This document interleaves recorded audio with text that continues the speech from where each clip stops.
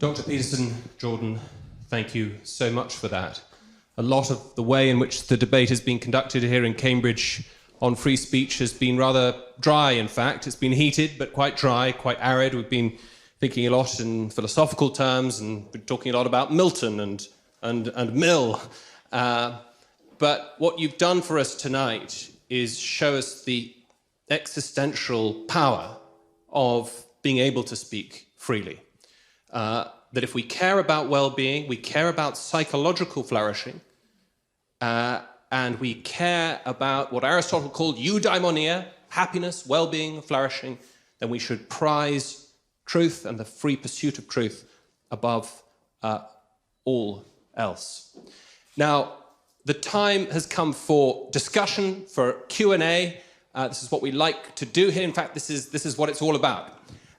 So if anyone would like to kick off, Vincent here is going to traffic the microphone around. If I could just ask you to speak into the microphone just for recording purposes and for amplification purposes. Vincent, you can't miss him. He's in a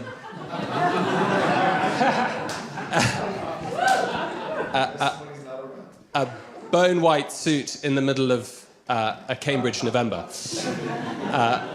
So just make sure that you put your hand up clearly so that he can spot you. And then, since Vincent will have the mic, I'll let Dr. Peterson pick the questions as they are. Emily. Hello, Dr. Peterson. Thank you so much for coming to talk to us.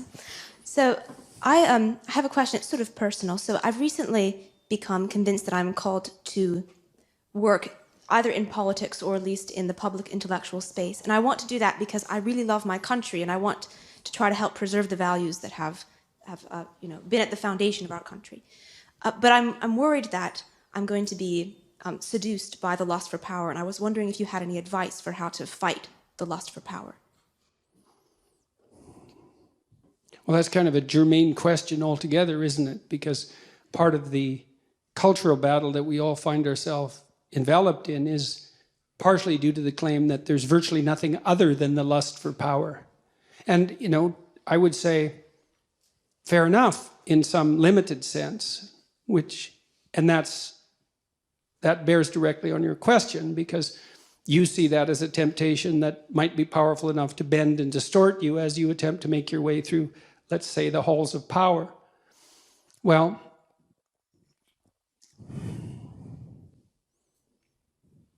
I heard recently from a reliable source that Putin's conversion to Orthodox Christianity might be genuine. And then you might think, well, if you're atheistic, well, that's not necessarily a good thing, or maybe you think it's a bad thing, or maybe you think it's an irrelevant issue, and you may also think it's a lie. But I would say that I would be more inclined to trust someone who thinks there's something higher than himself. And then you might say, well, what is it that's higher than ourselves? And that's worth thinking about. And we all need to think about this, regardless of the particulars of our religious belief. And I would say, again, from a clinical perspective, service to others is really something. People who are depressed tend to use the pronouns I and me much more frequently than people who aren't depressed. And I'm not saying that people get depressed because they're selfish. I'm not saying that at all. I'm saying that one of the routes out of depression appears to be an increase in service to other people. And I think the reason for that is because we aren't power-mad demons at the core, even though we may be tempted by such things, and that we find the genuine meaning that offsets genuine suffering in the genuine service to others. And I think it's a big mistake to be cynical, especially prematurely, about such things as political activity, because they're necessary, despite, let's say, their adversarial and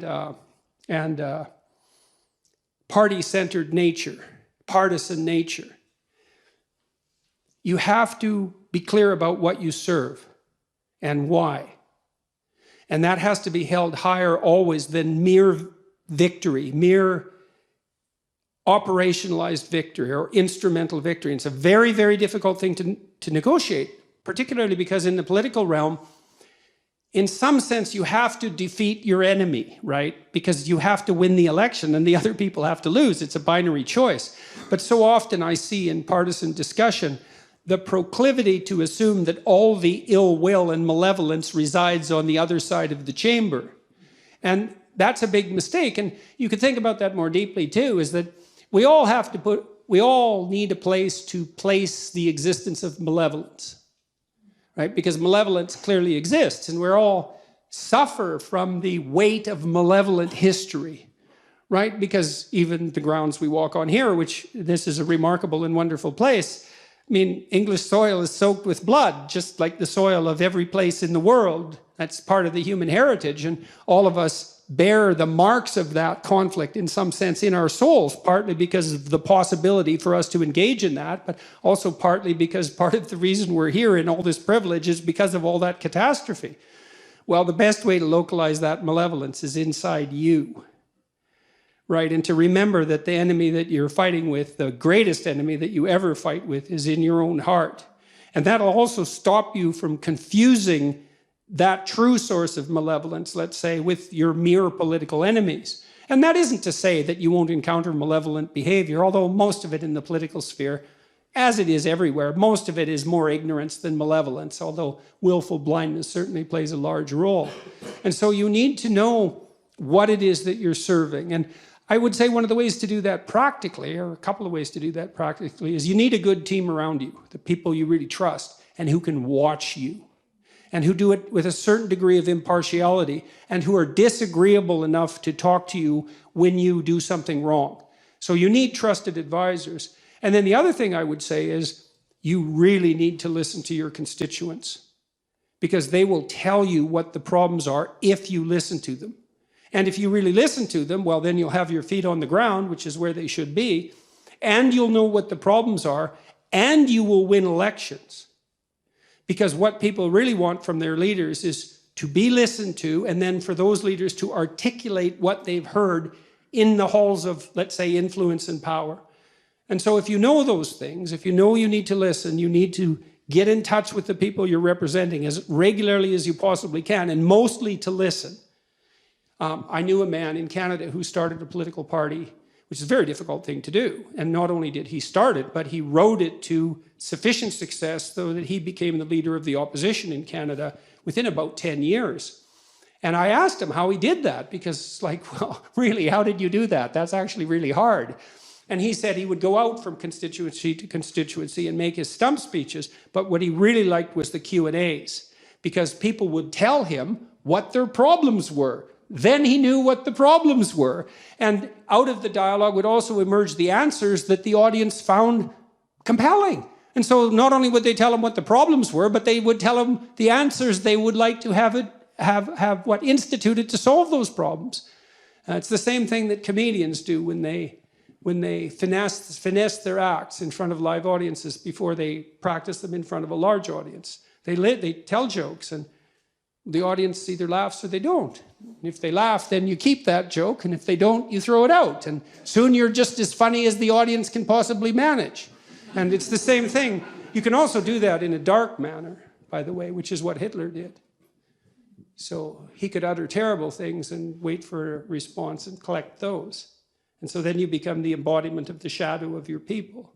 So I would recommend that you probably don't do that. Thank you very much. You're welcome.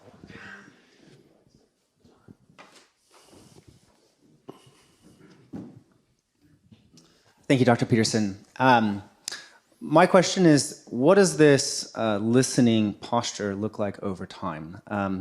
And with your knowledge of personal psychology, I think we can all say we've somewhere encountered one of those relationships where one person does all the work and the other person can't engage in this, even if they have been listened to over and over and over again. But at our society level, if that does happen, now let's try it. I totally agree with you. Let's listen. If we wind up in this, sometimes it's always listening and it never turns into listening back. Right. What's that look like over time? You do test for reciprocity. So children, for example, when children are investigating potential play partners on the playground, they'll come up to a child, let's assume a child of roughly the same age, because that would be the most common situation. Maybe we're talking about kids who are 4 or 5 years old.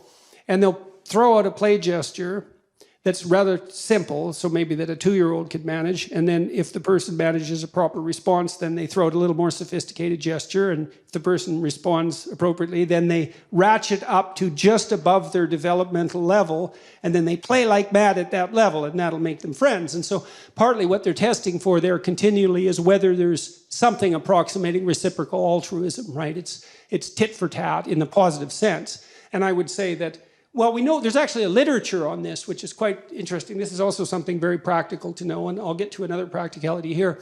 So there have been psychologists who've done empirical investigations into what predicts the longevity of a relationship. And so here's one experiment that was conducted multiple times, and I believe this is very reliable data. So imagine you have the two partners in a marriage, each rate the number of encounters they have with their other partner a day. And it's kind of an arbitrary and subjective measure, but it doesn't matter. You might say, well, I talked to my wife 8 times today. We had 8 different interactions. And then you'd say, well, did you rate those for whether they're positive or negative? And then you can calculate a ratio of positive to negative. And then you can use the ratio to predict the longevity of the relationship. And the data show that if the relationship interactions fall below 5 positive to 1 negative, then the relationship deteriorates and is generally doomed. And so 5 to 1, that's a preponderance of positive interactions, but we're wired so that negative interactions hurt us more than positive interactions help us if they are of the same magnitude. So, for example, people will work harder to avoid a loss of $5 than they will to attain a gain of $5. And you might say, well, why is that? And the answer is, you can be absolutely dead, but there's only so happy you can be. And so it's better to err on the side of conservatism in the domain of negative emotion. And so, but interestingly enough, if the interactions rise so that they exceed 11 positive to 1 negative, the relationship also deteriorates. And so what that suggests is that there's it's sort of like smiles with teeth, right? You want a fair bit of positive emotion and reflection from your partner, but you don't want them to be a naive, dependent pushover who's afraid to stand up for themselves. And so you want to, because you're a nasty, horrible human being, and now and then you poke your partner just to see if there's anything there, because that's what you're like. And if you find out there isn't, you'll run roughshod over them, and you think you won't, but you will, especially if they're very good at implicitly encouraging that, which dependent people sometimes are. So you do assess for reciprocity, and the basic rule is you want approximately equal reciprocity in relationships that you want to maintain. Now, maybe, you have enough additional resource to be the giver more often than the receiver in some relationships, but I don't even think that really works that well with children. You obviously have to take care of them, but it's not like they don't deliver the goods to you if you have a good relationship with them. And you want to some degree, to enforce that reciprocity. Now, you might say, well, what happens in relationships where that's impossible? And, well, I give you a practical piece of a suggestion on that front. And this is another thing you can do in your own household. This is so useful, man. If you get good at doing this, your life will get so much better. You can't believe it. Is watch the people around you, and whenever they do anything that you would like to see repeated on a regular basis, tell them exactly what they did in detail, with, be positive about it, obviously, and just indicate that you noticed.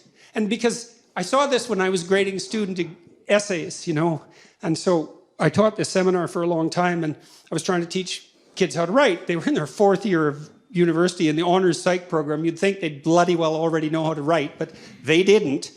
And so I'd have them write a 4-page essay on a given topic, and then they had to rewrite that to a 6-page essay, and then they had to rewrite that to an 8-page essay. And the first essay I graded, it was only 5% of their grade, and I told them, I'm going to cut you into ribbons, but it doesn't matter because it's 5% of your grade, and so they could tolerate that. And generally, by the 3rd essay, they had written the best thing they'd ever written in their life, and they learned so fast it was unbelievable. But one of the things I noticed was that they did a little testing with the first essay. They'd hand in something. It was just like, God, formulaic, boring. They weren't in it at all, you know. There was nothing of the person in there. There was no thought. There was just the kind of psychobabble that they'd learned, especially if they were in faculties of education.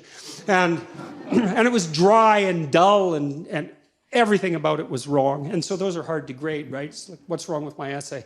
Well, the words aren't right. The phrases, they're not so good. They're not organized well into sentences. The sentences aren't sequenced well in the paragraphs. The paragraphs don't make a coherent argument, and the entire thing is empty. But other than that, no problem. It was often easier just to rewrite those essays than to grade them. No, so in any case, though, one of the things I did learn was that even in an essay like that, there is usually like one sentence or two sentences buried on like page 3 that was an actual thought and reasonably clearly stated and somewhat gripping, you know? It was like the person popped out from all the background rubbish and said, well, what about this? And if you saw that and checked it and said, hey, you hit the mark right there, the next essay would be like 2/3 that. And that was really fun to see. And then maybe by the third essay, maybe it was all like that. And then they were really thrilled. It's like, wow, I wrote this, you know, and it was sort of the culmination. Well, it was a 4th-year seminar. It was the culmination of their career as a psychology undergraduate. So that was great fun. But you can do that in your own household. If the envious part of you isn't jealous of the revelation of the goodness of the person. And so here's the opposite tack, if you want to do this. So imagine that you're a man who's managed to attract a mate, and he believes he's punched above his weight. So this woman is more attractive, let's say, more vivacious, more desirable than he deserves. So that's going to grate on his soul a fair bit, right? Partly because her shining casts a dim light on his lack of utility, let's say. And so you can imagine someone like that being prone to jealousy for obvious reasons. And so the best tack to manage in a situation like that, if you're that man, is to wait till your wife dresses herself up in a particularly attractive manner and then either fail to notice by occupying yourself with something trivial while she's attempting to gain your attention, or by criticizing her directly for what she's just managed to do. And if you do that 50 times, let's say, you can be sure that she'll never reveal her attractiveness to anyone else for the rest of her life, including you. And you'll get exactly what you deserved. So that's the opposite of watching people carefully. Now, I learned this in part from Skinner, B.F. Skinner, the famous animal behaviorist, because he used all sorts of reinforcement contingencies to shape animal behavior. And Skinner was unbelievably good at this. He trained pigeons in World War II to guide missiles by pecking at photographs. So they could map the photographs onto the missile trajectory, viewing the territory underneath, and peck accurately enough to guide the missile to its destination.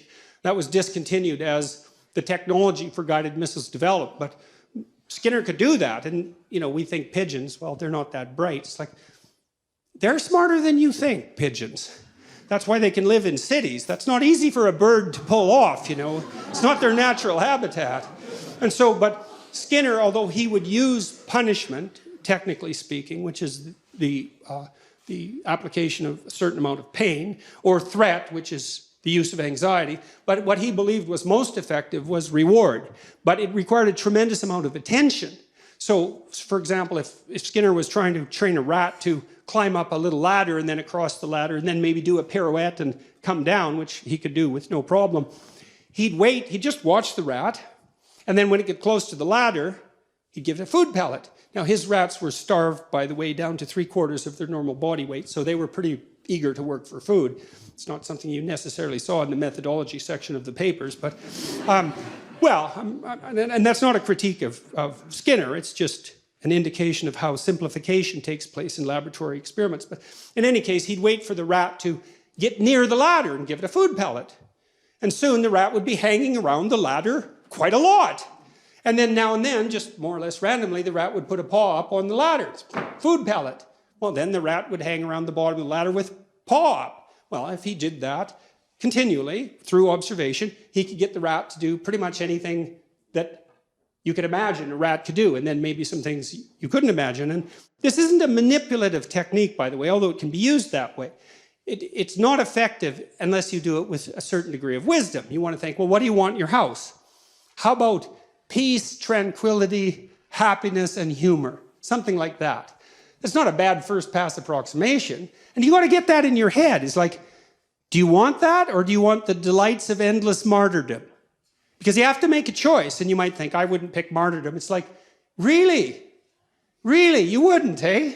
You'd pick peace and happiness and humor, and so everywhere you go, that's all you're ever surrounded with.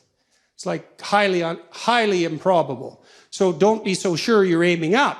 But if you can orient yourself in that direction, and carefully, and knowing full well what the hellish alternative is, because you need to know that, then you can watch and see, well, when is this manifesting itself in the people around me? And then you can tell them in detail, I noticed today, we're having a discussion at dinner, and you made a spectacularly witty remark right at the right time, and it was provocative but not annoying, and so good work. And then the kid thinks, oh my God, he noticed. And then he's like twice as funny the next day, and maybe not in some unbearable manner. And that really works. It really works. But like I said, you have to quell the envy that would otherwise beset you, and you have to want to aim up, and then you have to not be jealous of the other person's goodness, and you have to be extremely attentive. But man, as a transformation technique, even in extraordinarily difficult relationships, which goes back to your point, there isn't anything I know of that's more effective. And I've been working with moderate Democrats in the United States recently, and with a number of Republicans, and suggesting that to the Democrats that when the Republicans do something that isn't absolutely malevolent and stupid, in your opinion, you might want to just say something. Like, that's not as bad as it could have been, something at least. And the same for the Republicans in relationship to the Democrats, and that because it's also one of the ways that you can reduce the tit-for-tat proclivity, right? You want to give the devil his due, especially when you're not actually talking to the devil, but just the person who's sitting across you, let's say in the house. It's an unbelievable, and people, that's another issue. I mean, if you want people to appreciate having you around, learning how to listen, that is a skill that is absolutely unbeatable. And this technique of summarizing to their satisfaction, that works like a charm. And it's not, you might be a little awkward when you first try it, and might feel a little manipulative because you're not that good at it. But if you get expert at it, and you have the greatest conversations with everyone. I had people in my clinical practice who were extraordinarily impaired intellectually and suffering from all sorts of assorted pathologies in addition to that. And if I was listening to them properly, they were as fascinating as anybody I had on the, say, more able and competent end of the spectrum. And you learn so much because there is nothing that people won't tell you if you listen. It is absolutely amazing what people will tell you. And so quickly, they'll reveal things they didn't even know about themselves. And they need to know those things often. They've been hidden for years. It's so rewarding. And then this use of attentive reward, that's also, it's fun in a game-like sense once you learn to play it, because you're watching. You think, I'll just wait. This person's going to do something good. Sooner or later, it's like, pat, good work. And people are so thrilled that little manifestation of goodness in their heart that managed to sneak out past their cynicism and boredom was recognized. They're so, what is it? It restores their faith in what's good inside them. It really does. It's unbelievably powerful. And so that can work if you're embroiled in a difficult relationship, and you can't escape easily, or maybe you can't escape on moral grounds. That listening, that helps a lot. You might have to listen a lot, but that use of judicious reward, man, that's a powerful technique. So, Dr. Peterson, thank you so much for your work and your passionate defence of free speech. In relation to and therapy as well, the UK government's currently consulting on banning so-called conversion therapy. And I wondered what your view was as a therapist on that in relation to talking therapy in particular. Well, The first thing I would say about that is that as soon as it's termed conversion therapy, the argument's already over, right? Because this is one of the things, conservative politicians are particularly bad at this, by the way. That's why I mentioned at the beginning that you should never discuss viewpoint diversity. I mean, you think about what you're doing when you discuss viewpoint diversity. You think, you're conservative, let's say, that you've just pulled a fast one on the lefties. It's like you're so gung-ho about diversity. What about viewpoint diversity? And you don't even notice that you just subordinated the highest value in the hierarchy of values to diversity. You lose, buddy. It doesn't matter what argument you make after you've done that. It's like, I defined the terms of the debate. I established the questions. You seeded the terminological ground. You can flap your lips all night, but you're not going to change that. And so the conversion therapy issue right there is the way, as soon as that's framed in that manner, it's a lost cause. Like I had a client, a young man, who was being pressured quite intensely into a homosexual relationship by someone who was attracted to him. And he was genuinely confused about his sexuality and certainly about how to respond. Well, I wasn't going to do conversion therapy. I mean, I don't know what's up with this kid. I have no idea. And neither did he. And so the goal there is if someone comes to you who's confused about their sexuality, and like, have you met someone who isn't confused about their sexuality? It's really complicated, especially when you're 16, Well, you listen and you try to sort them out. And if you have any sense, you realize that you have enough trouble with your own destiny to not bother imposing your viewpoint, moral or otherwise, on this teenager. You want to help them come to their own conclusions. And it's an axiom of clinical practice that only those formulations that come from the client themselves will result in anything approximating lasting behavioral change. So, you could come to me and I could give you advice, and you might even think it was good advice, but you're not going to take it because you can't even give yourself advice and take it. How are you going to take it from a relative stranger? But if you go through the process of thinking it through, like really deeply thinking it through, and you draw your own conclusions, and then maybe you practice their implementation, there is some possibility of change. And you just can't do that by, like conversion therapy. So, and it's partly because there is enough temperamental variability in people that you don't know what the right answer is for the person who comes to see you, no more than you know what the right answer is for your children or for your mate. And hopefully what you do is, in this process of dialogical relationship and mutual revelation, the person's pathway becomes clearer. And I do believe that the goodwill exchange of thought does, in fact, constitutes that process. So, as soon as it's conversion therapy, the game's already lost. But there's a fair bit of fluidity in human sexuality. And people have to come to terms with that. You might say, as a rule of thumb, and I think this is true, your life is going to be a lot simpler if you adopt something approximating traditional sexual roles.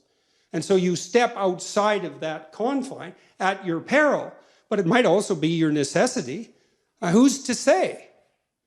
So, and you help the person, in humility, you help the person discover that for themselves. And so I think the talk of conversion therapy, if someone's saying, well, I'll cure you of your homosexuality, it's like, well, it's not a disease, first of all, and so it doesn't need a cure, and probably you can't do that anyways, and it's not the proper way to advertise clinical services, let's say, because that isn't really how a clinical relationship works. So the argument, in some sense, is beside the point as far as I'm concerned. So. Thank you so much for such an amazing talk, and the definition you gave of freedom of speech, I think, is not heard enough. Something I would like you to perhaps talk about is many people talk about the failure of the university as the failure of the marketplace. And many say... The failure of their leaders? Or the university. Yes. The university setting as a failure of the marketplace. And some say it is because freedom of speech has fallen out of fashion and is not used enough and being criticized too much. My question is, do you think the marketplace of idea, if you believe in such a thing, can be fixed by putting at more upfront what you've been redefining as freedom of speech? Or is there something in the marketplace of ideas that is broken, and perhaps we should fight specific some ideas all the time, and it's not good enough to have them on the marketplace of ideas that are very evil and bad themselves? Is there some... Well, it might not be good enough, but it's the best we have. That's the thing, and it's also the case that substitutions tend to make things worse. We don't have anything, well, what do we have except for the free expression of ideas? We have tyranny and conflict, because the alternative to politics is war. It's not peace, that's for sure. Peace, that's hard, man. That's a hard thing to attain. And so you have the intense battleground of ideas, and the people who are concerned about, let's say, offense, like they have their point. Words can hurt, and they can hurt deeply, but they don't hurt as much as sticks, and they don't hurt as much as knives. So it's a little bit of what ails you, you might say, to stave off something far worse. And that doesn't mean that the intensity of discussion, you can have discussions that are incredibly upsetting. But the question is, well, what do you have when you don't have them? And if you think that what you have by not having those discussions is peace, then you're either naive, willfully blind, or malevolent. Those are the options. So, I've seen in my clinical practice, one thing I got deeply convinced of, and it wasn't something I wanted to be convinced of, I would say, is I never saw anyone in my clinical practice ever get away with anything, not even once. So they'd come because they were miserable for one reason or another, and sometimes deeply miserable, and we would trace back the genesis of the misery. There was almost always an act of deception at its root, either their own deception of themselves or some other person who putatively loved them, deceiving them. And so it was unbelievably painful to walk through that in this free speech sort of manner. But the alternative, which was living with the insane tension that accompanies the unrevealed truth, let's say, in the bosom of a dysfunctional family, like as terrible as it is, wading through the monstrosities, living with them endlessly as they grow, that is no solution. And so we don't want to be Pollyanna about this. Like, there's nothing.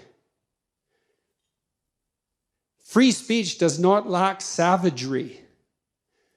But compared to the alternative, it's infinitely better. And it's the only valid pathway to peace, except maybe the peace of the grave. If you and I disagree and I kill you, well, that's the end of that argument. But it's not so good for you. And it's really not the end of the argument anyways, because the probability that you are revealing in your opposition to my thought something that will then reveal itself within me in opposition to my thought is almost certain. And so we have to hash through the ideas to make peace. And, the idea, if free speech, you say free speech has fallen out of fashion. It's like, was thought fallen out of fashion? Because they're the same thing. Like most people, I would say 95%, 6% of people buy books. Okay, how many people engage in internal dialogical critical self-evaluation? 10%, maybe? It takes a lot of training. You think what you have to do. A thought has to reveal itself to you in the theater of your imagination. And so that happens to everyone to a lesser or greater degree. Some people have a thought a month, and some people are just flooded with them constantly. It's a temperamental variable and a variable associated with intelligence. But once the thought emerges, you can either accept it as a revealed truth, which is the general course of action.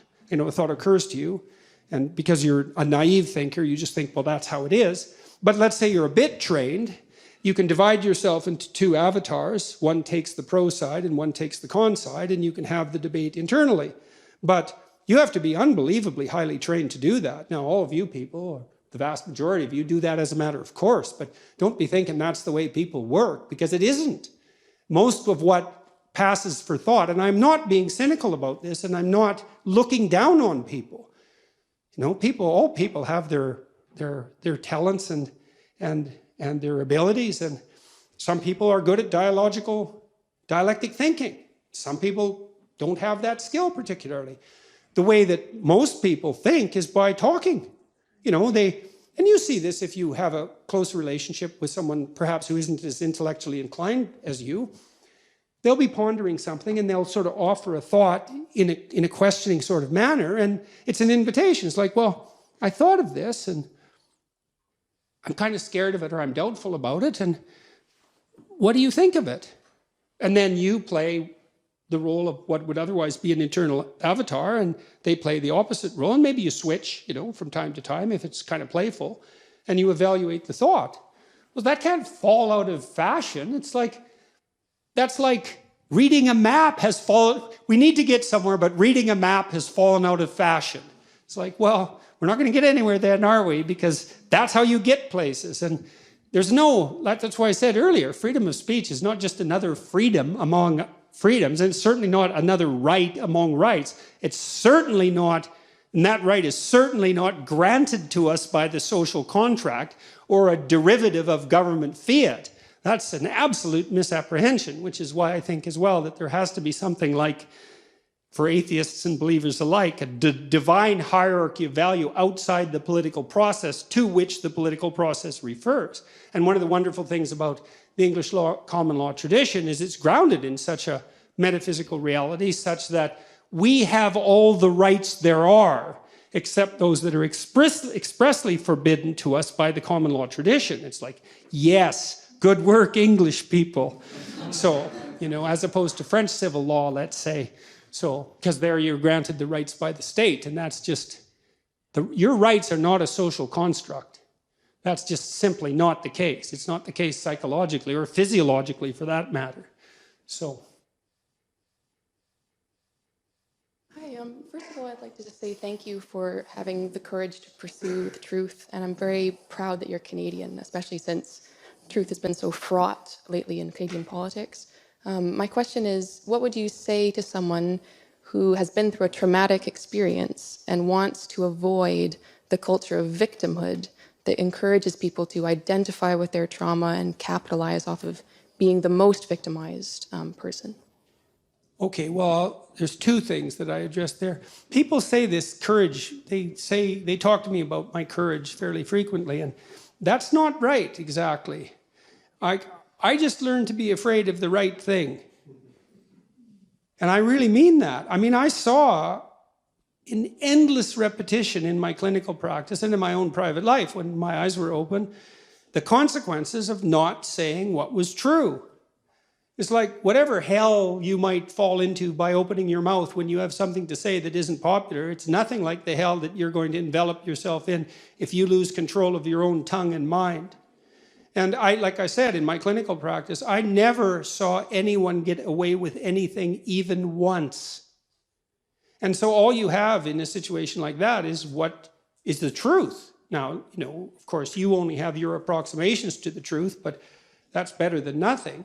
And so you need to be afraid of the right thing, and you should be afraid of contaminating your soul with deceit. That's what you should be afraid of. That will definitely do you in. And I know exactly how. What happens is, you know, garbage in, garbage out, the old programmer saying goes. And so you'll fill your head with nonsense and no one will call you on it except you. But you can still that voice if you try hard enough. You just wait until you get in real trouble. You know, one day there'll come a point where you have to make a decision. And the decision is the difference between life and death, or worse, between someone else's life and death, or worse, between health and the suffering that's worse than death. And because you've compromised yourself to such a degree, you will not be able to rely on your judgment, and you will make the mistake you shouldn't make. And then you're done. And that will absolutely happen. So you tell mistruths voluntarily at your exceptional peril, and you avoid the unpleasant truths that you might have to delve into in all their messiness at your absolute peril and the peril of everyone around you. And so if you see that, you become afraid of that. That's hell. And hell is worse than death. So, and I mean that most sincerely. So, okay, and so that's the courage issue. And then you asked about, I'm sorry, I obliterated the last part of your question. What would you say to traumatic experience and wants to avoid the culture of victimhood or identifying as a victim. Well, the first thing is, well, if you want to avoid that, you're sort of on the right path already, right? Because you have some vision of what it might be like not to be traumatized, to not be a victim. Well, first of all, I mean, in some sense, there's no shortage of victimhood. I mean, you know, the existential psychotherapists in the 50s, taking a page from Heidegger, talked about thrownness, right? The arbitrary nature of our existence. I mean, here you are, you have the ethnicity and race that was bestowed upon you. You had no choice in that. You're the victim and the beneficiary of this particular historical moment. You know, you're the victim and beneficiary of all the atrocity and the wonders of the past. You deal with your own emotions. You deal with the fact of this specific time and place, all of that. And there is a sense of, well, there's a sense of mortality, certainly, that's associated with that, with finitude and mortality. And you can easily say, in some sense, that we're all victimized deeply by our own susceptibility to vulnerability and tragedy. And I think that's true. But then the question is, well, what's the best way of dealing with that? And falling prey to it. When my daughter was young, she was very ill. And one of the things we told her repeatedly, and which I think she did very well to her credit, was often she was too ill really to be able to go to school because she couldn't wake up in the morning and she was in pain.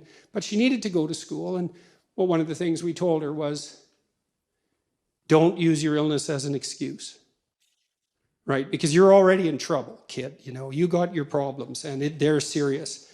But if you can hold on to the distinction between the part of you that can, in spite of this, and the part that can't because of it, and not blur that distinction, then that's one more thing you have on your side while you're attempting to struggle through this. And to her credit, she managed that, and quite pristinely, and that was extraordinarily helpful. It was very difficult at times. After she had had her hip replaced, she couldn't get around that well. And so we decided to put her in a motorcycle course, which was rather a terrifying thing to do since she just had a hip replacement, but she needed to have a scooter to get around. And so she went with her mother to this motorcycle course, and they were driving motorcycles, not scooters. And at one point, one of the people who was being trained wiped out on the motorcycle, and, you know, it was rather traumatic, let's say. And she woke up the next day and was too afraid to go to the course. And so we said, well, you know, it's understandable. Why don't you just get in the car and go to the course and see when you get there if you can manage it? And she got herself out of bed and went and managed it. And then she passed the course. And then she had a scooter and could zoom around the city for the next couple of years. And so that was really good. But it was very hard to draw that line, right? Because in some sense, she'd been victimized by this arbitrary illness. And, you know, you tend as a parent to have an outpouring of empathy, the empathy that can destroy under those circumstances, because you coddle the person more than is absolutely necessary, right? And you have every reason to, because they're suffering like mad. But you want to be a victim and be a tragic figure? You know, and you might say yes, but you wouldn't if you thought it through. So, and then if someone asked me that question, say, in a clinical setting, I would do a little analysis of it. It's like, okay, well, you're suffering from this traumatic experience. You want to get over it. We'd have to figure out what the practical steps might be, and that might be finding somebody to talk to, or there's other ways of dealing with it. But you delve into the practical realm to sort of address that. So, yeah. Oh. Thank you so much for your talk. On a couple of occasions, you mentioned Judeo-Christian values during the talk, and in the recent question, you talked of the English common law, which sort of alludes to the divine. 1 in every 6 people in the world live in India today. India has a democratic, secular constitution, and yet the culture is Vedic, and caste is central to society.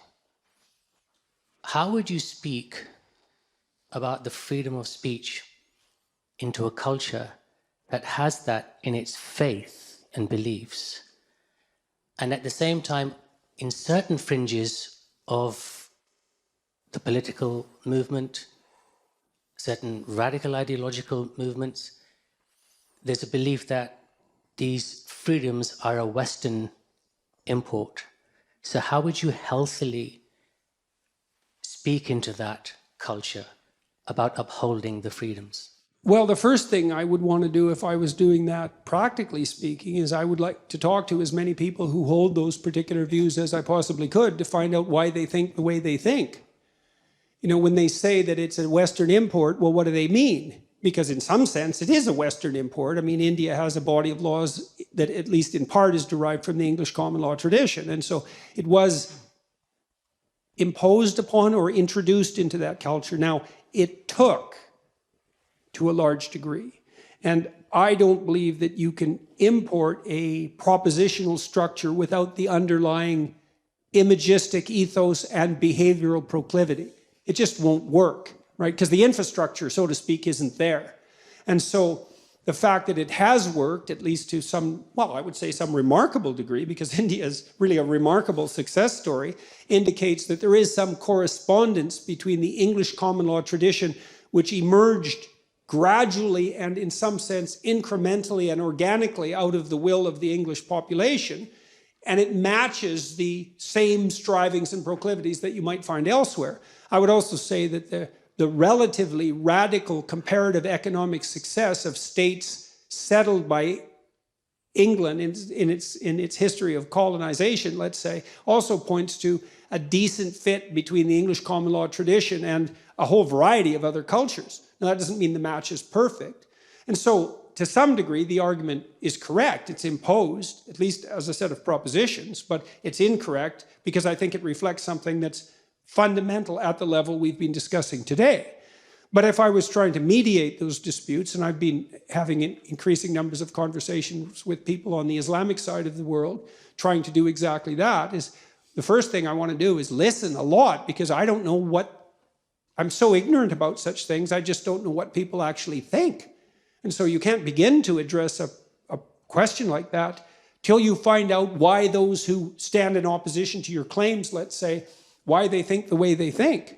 Now, the probability that there's no tradition, say within Indian families, that approximates free speech in flourishing families, it's like, that's zero. Because it's not possible, you know, and if it's just a tyranny, if it's a tyranny, well, tyrannies aren't sustainable. Chimps can't even sustain tyrannies. You know, and I'm saying that for technical reasons, you know, because there is this idea that's quite promoted that complex animals like chimpanzees live in dominance hierarchies, and it's the meanest, toughest male chimp that rules the hierarchy, right? And he's like Stalin, except in chimp form, which actually places him somewhat higher on the evolutionary scale than Stalin. And so, but Frans de Waal has investigated the structure of those societies in great detail, and it's simply not the case that the most tyrannical chimp is on top. In fact, the chimp males who sustain leadership across reasonable amounts of time are unbelievably reciprocal in their interactions, especially with other males, but they're also particularly attentive to the females and the infants. And part of the reason for that is, well, let's say you're, you know, Joe Brute chimp and you're strutting around like a fullback and in Georgia constantly showing off your physical prowess. It's like, well, one day you're a little sick or a little tired and two chimps that you've tyrannized will tear you into pieces. And that happens quite frequently in chimpanzee disputes where a too tyrannical male will be literally torn to pieces because chimps are very brutal when they get their mind to it. And they're just taken out. And so there's a principle of reciprocal altruism, let's say, that's associated with the free exchange of ideas, and something like mutual valuation, and that's recognition of the soul, I would say, on a metaphysical level, that's a precondition for peace everywhere, not just in the West. And that's been propositionalized and formalized into law in different ways in different cultures, and sometimes not formalized so much yet, let's say, because many cultures are governed primarily by ritual and custom rather than, you know, a fully articulated body of laws. But the fact that that does not mean by any stretch of the imagination that English common law is somehow purely arbitrary social construction. It's like that's such a preposterous claim. So I would start by listening and find out exactly what the issues are, and then proceed from there.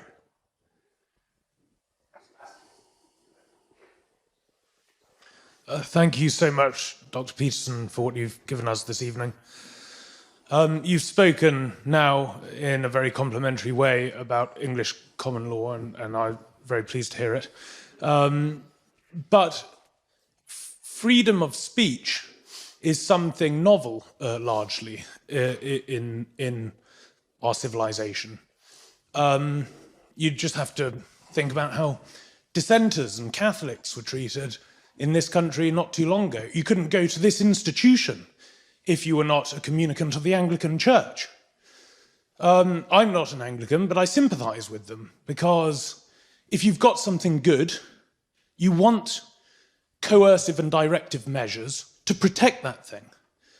And in fact, you might be committing a very serious injustice if you don't put the context and structure in place to prevent people who want to repudiate that good thing from invading and corrupting what has taken so long to put together. Spoken like a true conservative. and that's not ironic or denigrating. I mean, yes, absolutely. So how do you reconcile that? Well, there is no permanent reconciliation of that conundrum, right? Because, and I've traced the development of that paradox back, as far as I'm concerned, back into Mesopotamia, passed through Egypt. The Egyptians had two primary fundamental male gods, and one of them was Osiris. And Osiris was the founder of the Egyptian state, mythologically speaking, kind of like George Washington, but he was also the spirit of stone. And so he was the representation of conservative order. That's a good way of thinking about it. But the Egyptians portrayed him as old and willfully blind, specifically willfully blind, which is extremely interesting, and subject as a consequence of his willful blindness to the evil machinations of Set. And the sun sets, and so that's how you know the Egyptians thought about the sun and Set. And so Set was the evil uncle, essentially, and he cuts Osiris up into his pieces, which were also, by the way, the provinces of the Egyptian state, and sentences him to the underworld, and then rules in his stead. That's the danger of an unthinking conservatism, because all our cognitive and social structures deteriorate with the passage of time, because time changes all things. And so we're always fighting to maintain what we have, and that includes our categories of perception themselves in the face of a continual onslaught of novelty at virtually every level of analysis. While the second god of the Egyptians, this is a very cursory overview, obviously, was Horus. And Horus was the he was the rightful son of the true king, raised outside Egypt, and alienated in some sense from the tradition that gave rise to him. But he was simultaneously the falcon and the Egyptian eye, that famous Egyptian eye, that open eye. So he was the god of attention. And his mother is Isis, and she's the chaos that arises when order disintegrates, gives rise to the hero. Horus goes to the underworld to rescue his father. And the Egyptians conceptualized the soul of the pharaoh, so that would be the proper source of sovereignty itself, as the union of Osiris and Horus, the living union of Osiris and Horus. So they would celebrate the pharaoh like you do when a new king is crowned in the aftermath of the death of a reigning monarch. The king is dead, long live the king, right? The kingship passes, and that's Osiris. The tradition passes, but the tradition has to be living. It has to be allied with attention. And the Mesopotamians put a modification on that, which was also magic speech. So tradition always has to be allied with attention. And it's like, this is true if you own a house, especially if it's an older house. Well, the four walls are there and they're necessary, and you want to protect and preserve them, but you have to maintain them. And sometimes you have to replace them. And how do you tell? And the answer is with a careful and judicious eye. with some humility and gratitude for what you already have, but with some understanding that in the face of continual transformation, some change is necessary. And then you might ask, well, how do you decide when change is necessary? And the answer is by engaging in political dialogue mediated by free speech. That is literally, because this is an insoluble problem. The conservatives are not correct, but neither are the progressives. It takes a dialogue between them to specify the target, and it's partly because the environment itself shifts and changes literally unpredictably. And so all we have is, well, consciousness itself is the mechanism that mediates between order and chaos, and political dialogue, when it's done in goodwill, is the manifestation of consciousness in the repair of mechanisms that need to be sustained and transformed. And so there's no end to the necessary dialogue because the future differs from the past. And that's the limit of conservative thinking, right? It's like, well, the noble traditions. It's like, fair enough, man. If you can walk down a road that's already been walked down successfully, that's a wise choice. But sometimes, there's a flood and the road is changed. The underlying topography is shifted. And then you wander blindly into a cliff or into a pit. So even as a conservative, and conservatives have more of the temperamental proclivity, let's say, to preserve and to respect, but they still have to be open to the transformations that are necessary to keep abreast of the times. And so we try, right? We winnow through the wheat and the chaff of the past, and we attempt to garner the wheat and dispense with the chaff. And the only way we can do that is through continual dialogue with ourselves, honest dialogue with ourselves and with others. So,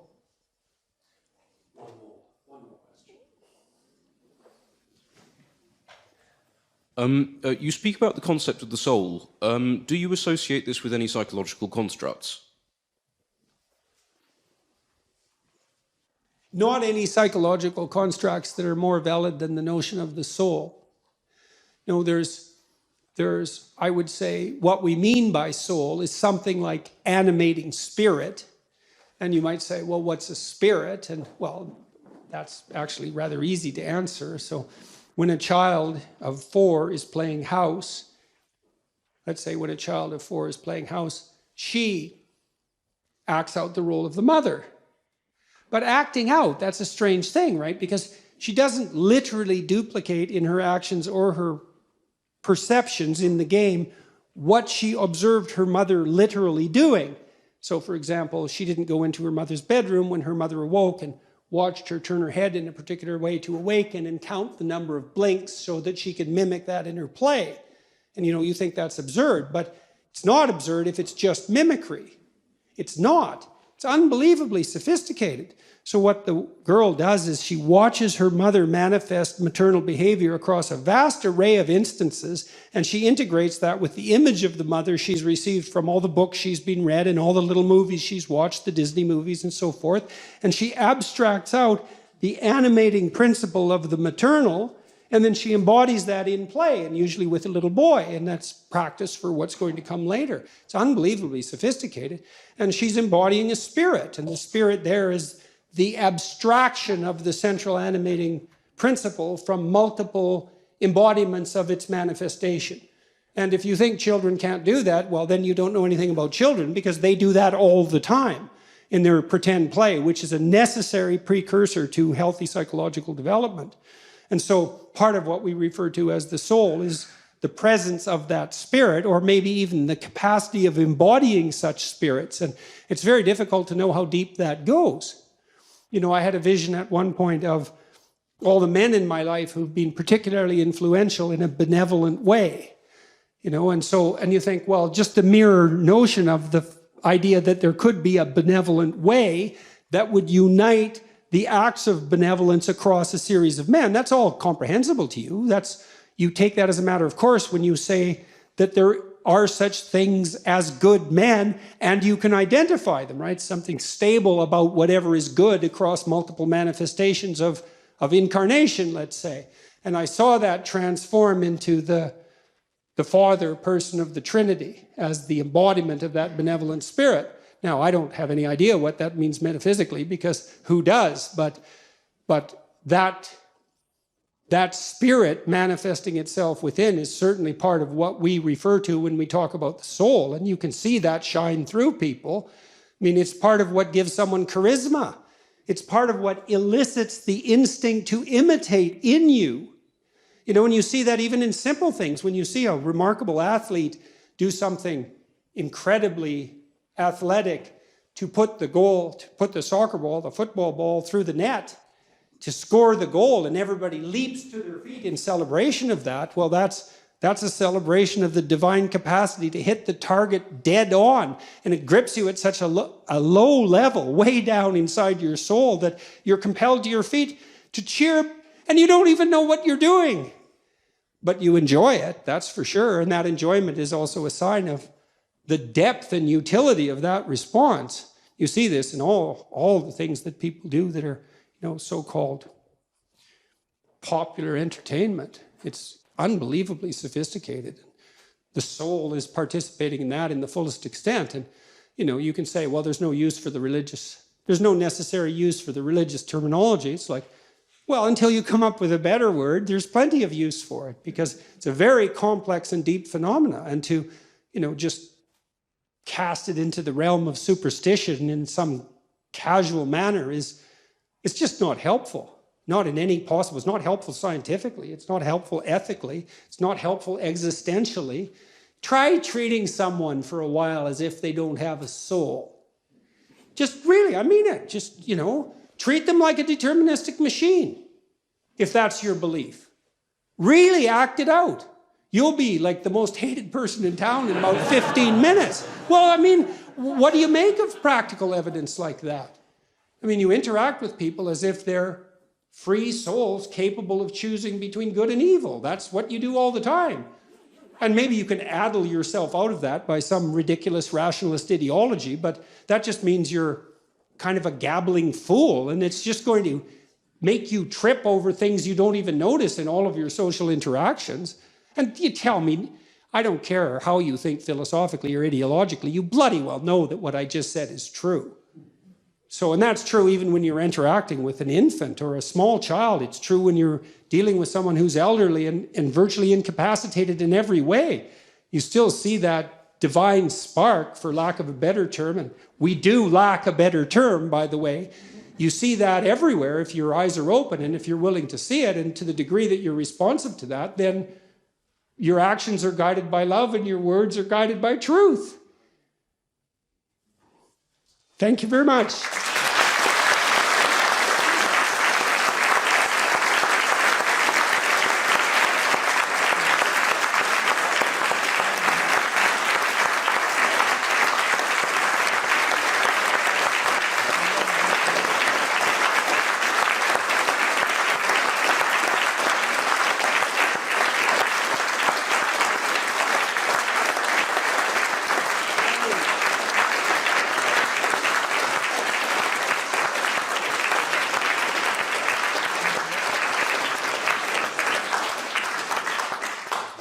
Well, ladies and gentlemen, that concludes the formal part of the evening's proceedings. Thank you so much for coming along.